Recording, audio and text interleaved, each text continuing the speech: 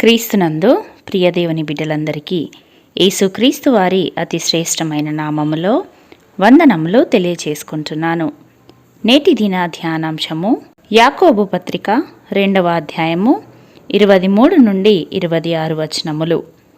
ప్రాణము లేని శరీరమేలాగూ మృతమో అలాగే క్రియలు లేని విశ్వాసమును మృతము. ప్రియులారా, యథార్థమైన నీ భక్తి జీవితానికి కొలమానము నీ ప్రవర్తనే.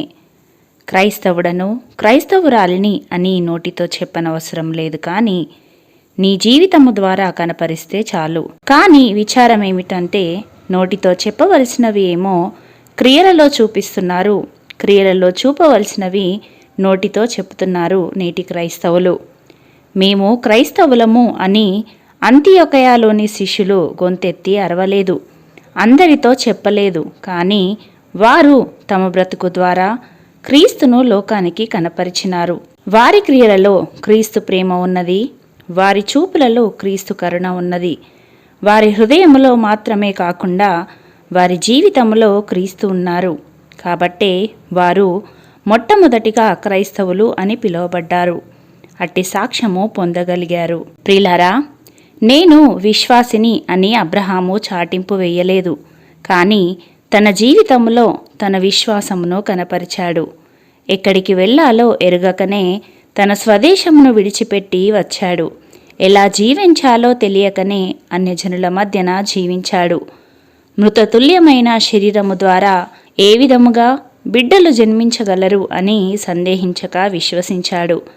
బిడ్డను బలి ఇవ్వమంటే దేవునిపై సనగకుండా గొనగకుండా బిడ్డను దహన బలి ఇవ్వడానికి సిద్ధపడ్డాడు. విడిచిపెట్టి వచ్చిన స్వదేశమునకు తాను గాని తన బిడ్డలు గాని వెళ్ళాలి అని ఆలోచించలేదు. ఇలా మరణించేంత వరకు ఆత్మదేవునిని క్రియలలో చూపించగలిగారు. కాబట్టే తన ఇంటిలో పనిచేసే దాసుడు మరియు అతని పశువులు సైతము ప్రార్థించుట నేర్చుకున్నారు, నిజ దేవునిని ఆరాధించగలిగారు. అదే విధముగా రాహాబు ఒక వేశ్య, సహజముగా దేవుని భయము, దేవుని గురించిన ఆలోచన లేని మనిషి. తన కుటుంబము కోసమో లేక జీవితము గడవడము కోసమో వేశ్య వృత్తిలో జీవిస్తూ ఉన్నది. ఆ వృత్తికి రాకముందు ఎన్ని శ్రమలను ఎదుర్కొన్నదో, ఎంతగా వేసారిపోయినదో.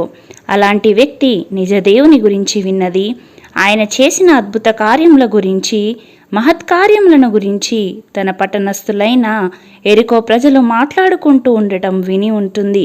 ఎప్పుడైతే ఆ మాటలను విన్నదో ఆ దేవుణ్ణి తన హృదయము పట్టుకుంది. కాబట్టే ఎరికో పట్టణమును వేగుచూచుటకు వచ్చిన వారిని ఆదరించినది, తన ఇంట చేర్చుకున్నది.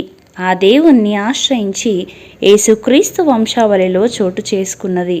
నేడు ఈ వాక్యము వింటున్న ప్రియ సహోదరి సహోదరులారా, నేడు నీ విశ్వాసము, నీ భక్తి జీవితము ఏ విధముగా ఉన్నది? ఇంతవరకు మనము చూచిన వారంతా మేము క్రైస్తవులము అని చెప్పుకోలేదు, ఎక్కడ రాసి పెట్టలేదు. కానీ క్రియలలో వారి విశ్వాసమును, వారి భక్తిని కనపరిచారు. కాబట్టే తద్వారా వారంతా అట్టి సాక్ష్యము పొందగలిగారు. మరి నేడు మన పరిస్థితి ఏమిటి?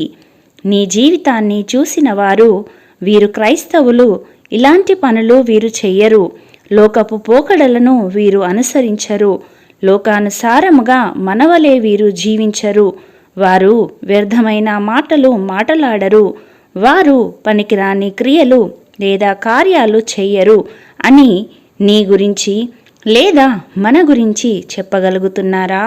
కొందరు చాలా తెలివైన వారు మందిరమునకు వచ్చినప్పుడు భక్తిపరులు, లోకస్తులతో జీవించేటప్పుడు లోకస్తులు అన్నట్లుగా జీవిస్తుంటారు. తోటి విశ్వాసుల ముందు, సేవకుల ముందు మాట్లాడే విధానము, వేసుకునే వస్త్రధారణ ఒకటి, వారు వెళ్ళిపోగానే మాటలాడే విధానము, జీవించే విధానము మరొకటి. ప్రియులారా, ఈ విధముగా ఎంతకాలము జీవించగలము? ఎంతవరకు మనుషులను మభ్యపెట్టగలము? ఎన్ని రోజులు, ఎన్ని నెలలు, ఎన్ని సంవత్సరాలు ఇలా మోసము చేస్తూ జీవించగలము?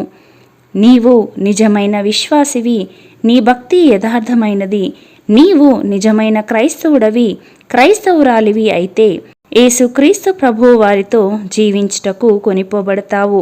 ఒకవేళ నీ భక్తి అంతా నటన, వేషధారణ అయినట్లయితే బండల సందులలోనూ దాగుకొని సింహాసనాసీనుడయ్యున్న వాని యొక్కయు గొర్రెపిల్ల యొక్కయు ఉగ్రత మహాదినము వచ్చియున్నది. కాబట్టి మీరు మా మీద పడి ఆయన సన్నిధికిని గొర్రెపిల్ల ఉగ్రతకును మమ్మును మరుగు చేయుడి అని పర్వతములతోనూ బండలతోనూ చెప్పేటటువంటి వారిలో నీవు ఉంటావు. ఆ రోజు ఆ క్షణము నిన్ను చూస్తున్న అన్యులైన వారు, నీ స్నేహితులు, నీ బంధువులు, నీతో కలిసి పనిచేసిన వారు, ఈ వ్యక్తి ప్రతి ఆదివారము మందిరమునకు వెళ్ళిన మనిషి కదా, మందిరములో పాటలు పాడిన, వాక్యము చెప్పిన మనిషి కదా అని నిన్ను చూసి ఆశ్చర్యపడి అపహాస్యము చేసే విధముగా నీవు ఉంటావా? లేక దేవునిని స్తుతిస్తున్న పరిశుద్ధుల గుంపులో నీవు ఉండబోతున్నావా? ప్రియులారా, మీ విశ్వాసము, మీ భక్తి జీవితము, మీ యథార్థత వేషధారణతో కూడినది అయినట్లయితే దేవుని ఉగ్రత దినమందు మీ విశ్వాసము నిన్ను రక్షించలేదు. కాబట్టి నీ జీవితము ఏ విధముగా ఉన్నదో ఒకమారు ఆలోచించు. వాక్యము నిన్ను గద్దిస్తున్నప్పుడు, వాక్యము నిన్ను హెచ్చరిస్తున్నప్పుడు, వాక్యము నీతో మాట్లాడుతున్నప్పుడు నీవు విధేయత చూపించి క్రియలు లేని విశ్వాసము మృతమని, వ్యర్థమని గ్రహించి క్రియలు కలిగిన క్రైస్తవ్యమును జీవించుట నేర్చుకుందాము. మన ద్వారా దేవునికి మహిమ కలిగే విధముగా బ్రతుకుదాము. అట్టి కృప దేవుడు మనలకందరికీ అనుగ్రహించునుగాక. ఆమెన్.